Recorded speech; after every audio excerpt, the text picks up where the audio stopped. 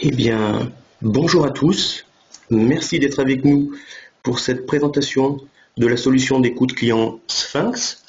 Je suis Laurent Fabre. J'aurai le plaisir d'être avec vous pendant 30 à 45 minutes. À mes côtés, Céline Lassauge, qui se fera un plaisir de répondre par chat à toutes vos questions. Donc n'hésitez pas. Et vous savez que tout état de cause, vous pouvez toujours joindre les équipes Sphinx pour des présentations personnalisées ou des points techniques plus précis. Aujourd'hui, avec les smartphones, les tablettes, nous disposons pratiquement tous de nouveaux outils numériques. Alors, ces nouveaux outils numériques, ils ont créé de nouveaux lieux d'expression, des bornes libre-service qui se multiplient alors qu'il y a quelque temps c'était une denrée rare, des forums auxquels on est invité à participer régulièrement. Mais ces nouveaux outils ont créé également de nouvelles pratiques chez le client et chez le consommateur. Par exemple, en tant que client, maintenant, je cherche à laisser mon avis, à m'exprimer, à donner mon ressenti.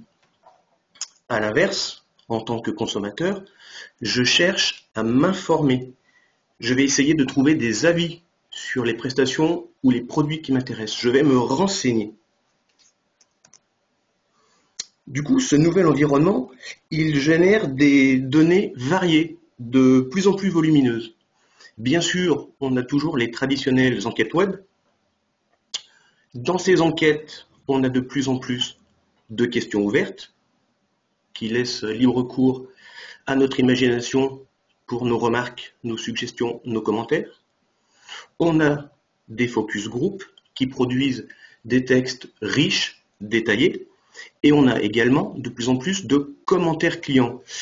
Juste pour exemple, TripAdvisor qui devient pratiquement un incontournable dès qu'on veut organiser un voyage, un hébergement, etc. Au final, on se retrouve avec des masses de données de plus en plus importantes, composées de plus en plus de textes, en face d'attentes clients de plus en plus fortes. Dans ce contexte, Sphinx a mis en place une solution globale qui repose sur 3 grands principes. Et c'est en ça qu'elle sera plutôt novatrice parmi les solutions existantes du marché. Premier principe, le traitement en temps réel des données. Plus de collecte dans un premier temps, puis d'analyse a posteriori, et enfin de restitution des données. Tout se fait désormais en temps réel. Deuxième dimension importante de la solution Sphinx, les données ne sont plus figées. Elles n'ont pas un parcours lent du répondant au chargé d'études qui va prendre son temps pour les traiter avant de faire une restitution papier ou une restitution en salle. Non, les données maintenant, elles circulent, elles sont actives pour impliquer les équipes opérationnelles et surtout pour apporter des réponses rapides aux clients s'ils manifestent une insatisfaction ou une remarque ou une attente particulière. Et enfin, la dernière et pas forcément la moindre des 3 dimensions de l'écoute client Sphinx, l'automatisation des traitements. Pour absorber ces volumes de plus en plus grands et pour laisser du temps à l'analyse et à l'exploitation des données, toutes les phases annexes de traitement de fichiers, d'envoi de mails, etc. sont désormais entièrement pilotées de manière automatique par le logiciel et la plateforme Sphinx. Concrètement, quelle architecture a été retenue pour cette solution globale? Tout naturellement, pour le temps réel, la solution s'appuie sur une architecture web. Tout est en ligne, les données circulent, pas de traitement, d'envoi de fichiers, etc.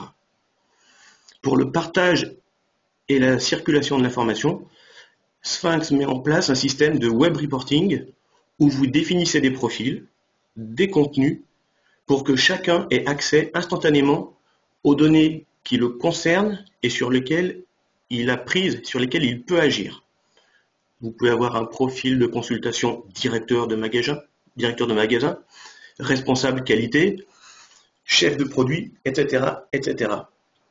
Si dans votre enseigne, vous suivez une communauté, si vous gérez un panel, cette circulation de l'information, cette organisation des données et des échanges peut également se faire par le module Sphinx Community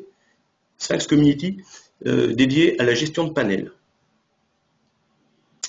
Concernant l'automatisation des traitements, elle se fait notamment par des dictionnaires thématiques qui sont mis en ligne et qui, à chaque fois qu'un commentaire est déposé sur la plateforme, vont automatiquement faire ressortir les thèmes abordés, nous permettre de calculer le poids de ces différents thèmes, etc. Autre automatisation des traitements, dans les échanges de fichiers, par exemple les acheteurs du jour, les visiteurs d'un site, etc. Nous proposons maintenant des API qui créent autant de passerelles entre les bases de données de nos clients et l'outil Sphinx. Concrètement, aujourd'hui, avec Sphinx, un simple achat en ligne peut déclencher l'envoi automatique d'un mail à l'acheteur dans lequel on va proposer un lien vers un questionnaire. Le client, l'acheteur, a la possibilité de répondre en ligne dans la foulée. Nous pouvons paramétrer des alertes automatiques qui détecteront des notes négatives, des notes insatisfaisantes ou des insatisfactions. Et cette insatisfaction, elle va être transmise, là encore par email par exemple, au responsable qu'on aura décidé. Et bien évidemment, toutes les données de ce répondant seront disponibles en ligne, mises en forme et partagées par le web reporting. Pour illustrer ce process, on va partir d'un cas fictif, Photostart, une entreprise qui vend en ligne des produits dans le monde de la photo, albums, posters, calendriers, etc., etc. Les données proviendraient du site web où les acheteurs sont invités à s'exprimer, également de bornes en magasin ou sur tablette, l'acheteur serait invité à remplir un court questionnaire en ligne qui nous donnerait au final du texte, des commentaires analysés, ainsi que quelques notes de satisfaction. Pour notre exemple, on va partir sur une base d'environ 100 commentaires, ce qui pourrait correspondre aux commentaires d'une journée, pour un volume de mots d'environ 10 000 mots. Alors, tout commence en tant que répondant par la réception d'un mail d'invitation. Je viens d'acheter mon produit en ligne, je suis identifié par ma carte fidélité, mon email est connu par le site. Une fois que ma transaction est terminée, un email m'est envoyé automatiquement à mon adresse personnelle. Cet email, par Sphinx, il peut être personnalisé. Le système est capable de récupérer des données d'identité, mais également des données concernant mon achat. Donc, via Sphinx, vous pouvez toucher votre client, mais en plus, mettre en forme, de façon un peu plus chaleureuse, un texte qui l'invite à répondre au questionnaire en ligne. Le questionnaire en ligne, tout simplement, accessible par un lien qui m'envoie vers un questionnaire le plus vivant possible, évidemment aux couleurs de l'enseigne, illustré par des photos, la charte graphique qui vous correspond, etc. Qu'est-ce que j'ai acheté aujourd'hui? J'ai acheté un livre photo.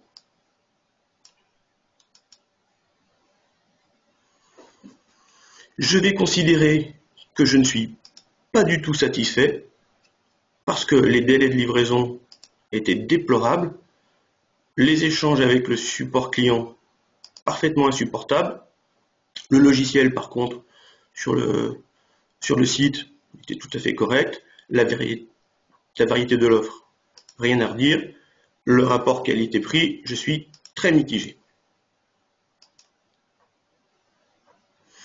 Probabilité de recommander l'enseigne, faible. Je n'ai pas été satisfait. Je suis trop déçu.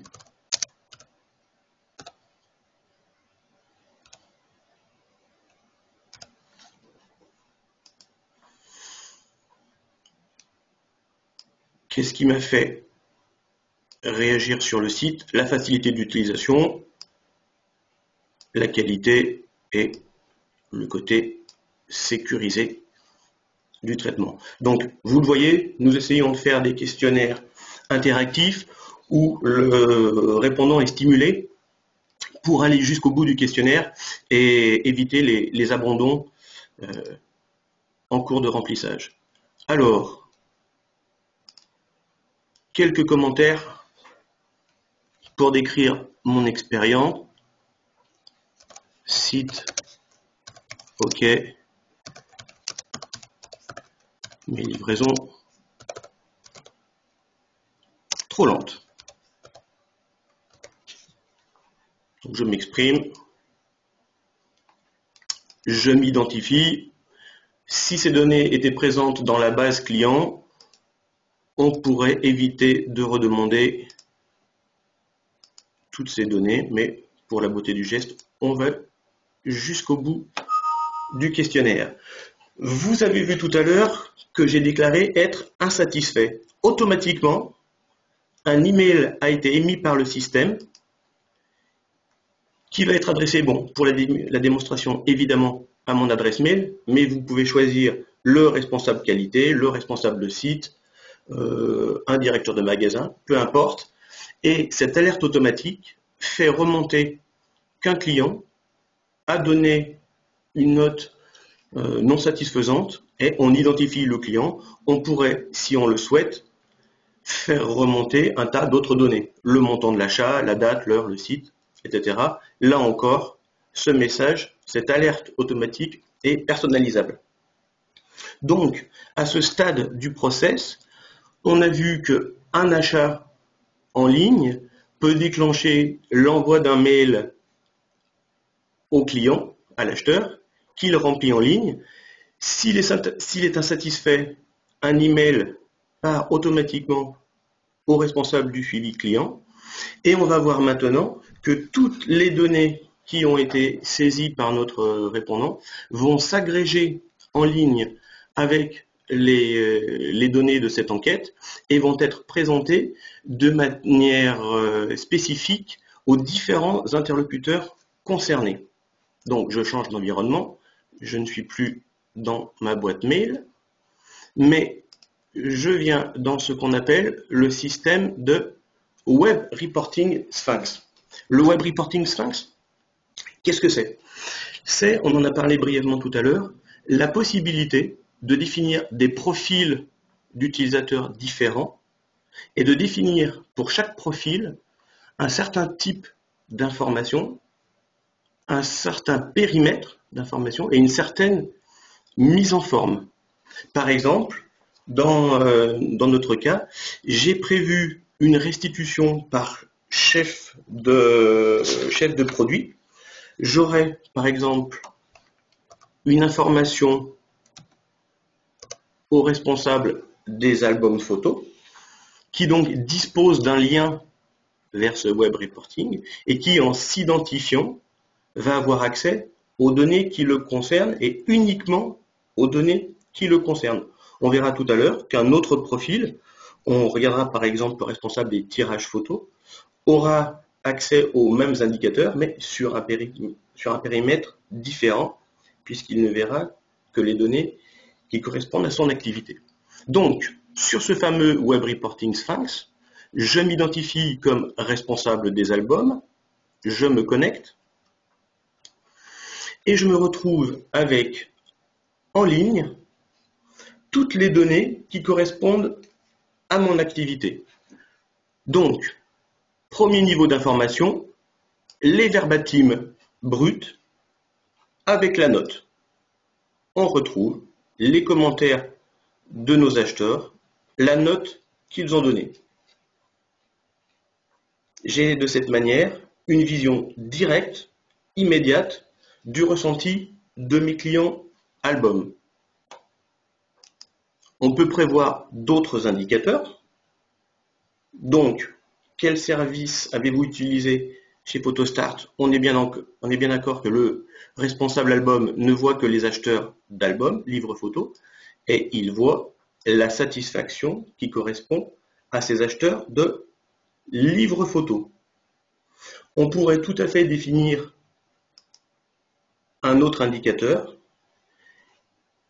qui irait un petit peu plus loin dans le détail pour faire ressortir les mots les plus employés quand on parle des livres photos, des albums, en faisant même le distinguo entre les clients satisfaits et ceux qui se sont exprimés en étant insatisfaits. Grosso modo, les clients qui sont satisfaits, ils nous parlent d'excellence, satisfait, le prix semble plutôt un argument positif, la qualité, etc. Les clients mécontents, eux, parlent a priori de livraison. Donc, d'un simple clic, le responsable des albums photos peut voir le niveau de satisfaction global de ses clients, peut déjà avoir des pistes sur ce qui fait réagir en bien ou en mal ses clients, et s'il le souhaite, après, peut travailler sur ces données, peut affiner, puisqu'on peut faire des filtres sur le niveau de satisfaction. Par exemple, je veux voir uniquement les clients pas du tout satisfaits. J'ai la possibilité en ligne de regarder, de filtrer. Bon, il se trouve que pas de commentaires sur cette strate. On va se déconnecter et cette fois revenir non plus en tant que responsable photo, mais en tant que responsable des tirages. Donc, autre login, autre mot de passe, qui vont orienter le logiciel sur un nouveau périmètre de données, toujours mis à jour en temps réel, toujours disponible en permanence. Donc, de nouveau, même chose, les commentaires de mes clients, cette fois tirage photo et non plus album. L'affichage de la satisfaction sur le nouveau produit tirage photo. Donc, une satisfaction tout à fait différente du profil qu'on a vu tout à l'heure. On a pas mal de pas du tout satisfaits. Et dans les mots de la satisfaction ou de la satisfaction, on retrouve notre affichage mot significatif pour cette activité, représentation des mots des clients mécontents, des clients satisfaits. Donc là encore, chacun peut suivre en temps réel les données qui l'intéressent. Au-delà de ces deux profils chef de produit, on peut également se loguer en tant que responsable qualité ou siège avec un autre login, un autre mot de passe, et on va se retrouver en présence d'indicateurs cette fois beaucoup plus globaux, différents de ceux qui ont été mis à disposition des chefs de produit. Par exemple, la représentation du Net Promoter Score, à savoir la différence entre nombre de promoteurs et nombre de détracteurs, donc un indicateur de synthèse que les chefs de produit dont les chefs de produit ne disposaient pas. L'évolution dans le temps de cet indicateur, là encore quelque chose qu'on n'avait pas mis à disposition de nos chefs de produit. On peut aller regarder la répartition, le poids de chaque produit dans nos ventes, ce qui n'était pas disponible pour nos chefs de produit. La satisfaction globale et analyse un peu plus fine. On a décidé de donner aux responsables qualité l'accès à la satisfaction par produit. Et là, on se rend bien compte que les niveaux de satisfaction sont très différents selon qu'on parle d'album photo, avec un taux de satisfaction plutôt élevé, par opposition, par exemple, aux objets de déco photo, où on a beaucoup de pas du tout satisfaits. Donc, nos chefs de produits voient les informations en temps réel qui les concernent. Le responsable qualité, lui, a la vision globale, peut comparer, peut filtrer, mais on a décidé également de lui donner des accès beaucoup plus fins à l'analyse des textes. Par exemple, grâce au dictionnaire thématique qui fonctionne automatiquement en ligne, la plateforme est en mesure de déterminer quels sont les thèmes abordés, avec quelle fréquence, de déterminer ceux qui pèsent le plus dans les commentaires de nos clients. Et on se rend compte que le thème le plus présent dans les commentaires de nos clients, c'est la conformité de la commande, la conformité de la livraison par rapport à la commande. On voit que clairement, c'est le thème qui revient le plus souvent dans les commentaires.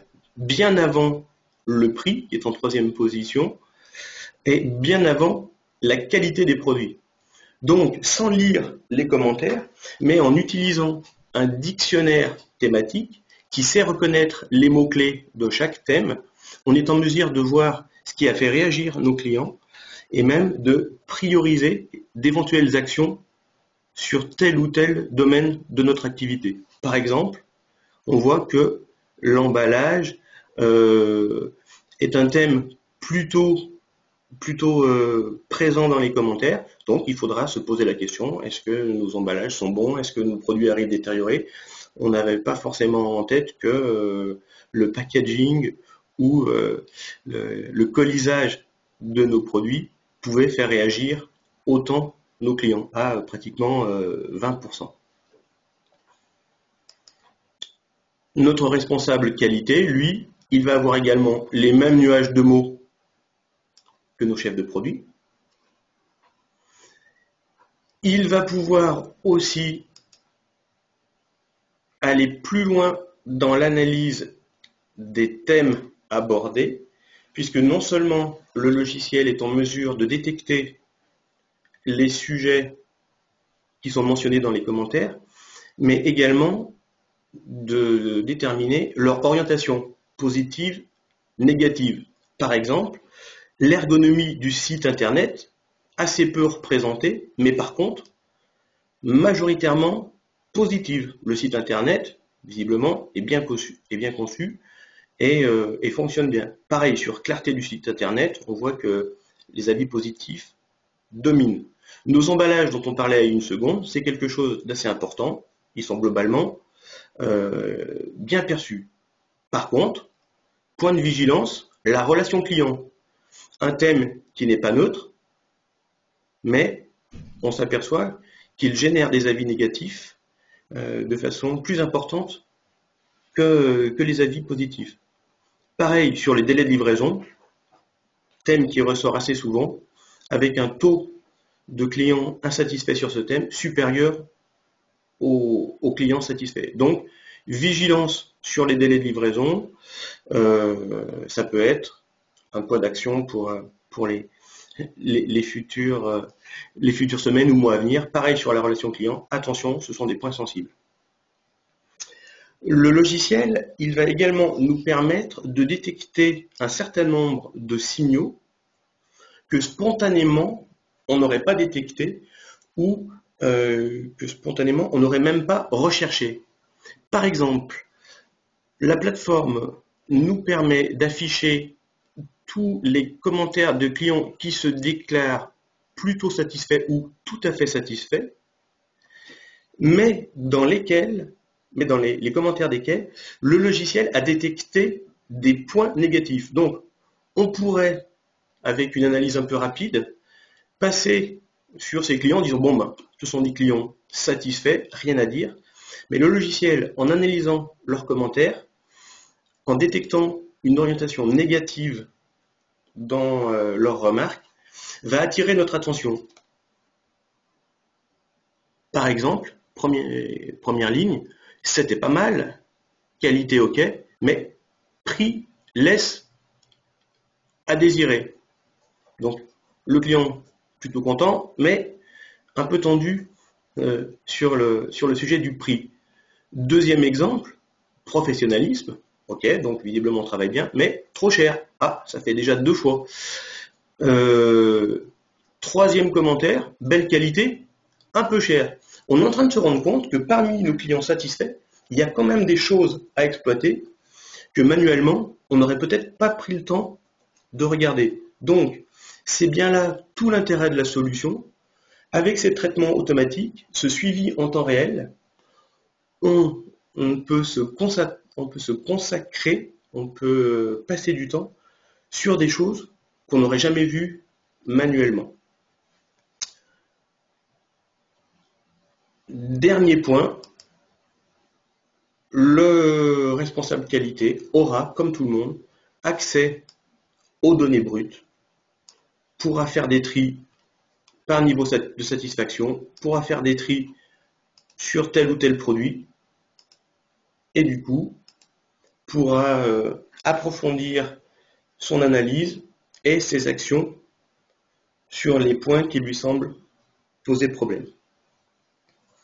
Voilà en quelques écrans ce que la plateforme Sphinx peut vous apporter, à savoir sur un simple achat, déclencher automatiquement la consultation du client, détecter ses insatisfactions éventuelles, informer les différents niveaux opérationnels avec des indicateurs qui leur sont propres, qui seront opérationnels pour eux,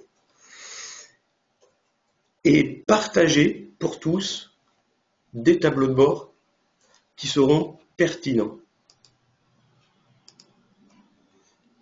Donc, la plateforme Sphinx, concrètement, c'est le logiciel Sphinx AQ2 Kali, installé en licence définitive chez vous, sur vos machines, prolongé par un accès à la plateforme Sphinx Online ou au module Sphinx Community si vous voulez gérer spécifiquement un panel pour les échanges de données, la collecte en ligne. Et troisième partie de l'édifice, un module de codification en ligne qu'on met à votre disposition avec des dictionnaires tout prêts qui vont détecter les thèmes dans les commentaires de vos clients ou en définissant avec vous une prestation précise, nous pouvons construire un dictionnaire sur mesure, adapté à votre activité. Notre objectif étant de traiter automatiquement environ 80% des commentaires. Sur nos expériences récentes, c'est le taux qu'on constate habituellement dans la reconnaissance des thèmes. On s'aperçoit qu'en général, 80% des questionnaires passés au filtre de nos dictionnaires produisent des résultats concrets et fiables. Donc, si vous souhaitez en savoir plus sur cette solution, sur les différentes briques qui la composent, évidemment sur les tarifs, n'hésitez pas à contacter votre interlocuteur Sphinx habituel ou passer par notre standard dont le numéro s'affiche ou notre adresse mail générique contact@lesphinx.eu.